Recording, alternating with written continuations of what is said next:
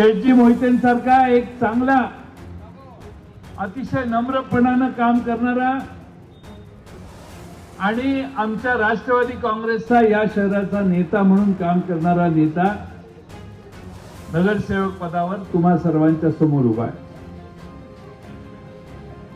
मागच्या वेळी विजय घाडगे देखील नगरसेवक झाले. विजय घाडगे एक भाग सांभाळायचे, शेठजी मोहिते दुसरा भाग सांभाळायचे. त्यामुळे शिवांना जरा जागा वाटून, कारण एवढा मोठा भाग आहे, एवढी सेवा करणं सोपं नाही. आणि म्हणून विजय घाडगेंच्या बाजूला एक भाग आणि दुसरा भाग आमच्या शेठजीने सांभाळायचा, अशा अंडरस्टँडिंगने त्यांनी अतिशय जोडीनं विजय घाडगेने आणि आमच्या शेठजी मोहितेंनी अतिशय सुंदर काम केलं.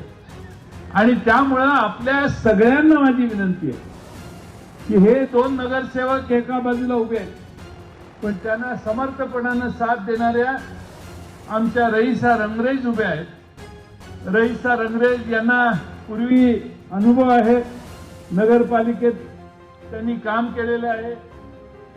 त्यांना रंगरेज कुटुंबाला त्याचा चांगला अनुभव आहे. उत्तम वॉर्ड सांभाळण्याची पद्धत या रंगरेज कुटुंबियांनी आजपर्यंत दाखवून दिलेली आहे. त्यामुळे रंगरेज हे एवढे हवेहवेसे वाटले की काँग्रेस पक्षाने रंगरेजना आमच्यापासून पळवून नेलं. पण आम्ही दोघं मनाने एक झालेलो आहोत. त्यामुळे मी म्हटलं तुमच्याकडे तर तुमच्याकडे, काय हरकत नाही. आणि म्हणून आमच्या रंगरेज साहेबांना विशाल पाटलांनी आग्रहानं घेतलं. एक आग्रह संपतोय ना संपतोय तेवढा दुसरा आग्रह सुरू झाला. आणि आमच्या किरण सूर्यवंशींना देखील विशाल दादा म्हटलं की तेही आमच्याकडे तुम्ही द्या. आम्ही विशाल दादा म्हटलं तेही मान्य, आम्ही काय तुम्हाला नाही म्हणायचं नाही असं आम्ही ठरवलंय. आणि म्हणून अभियंता सूर्यवंशी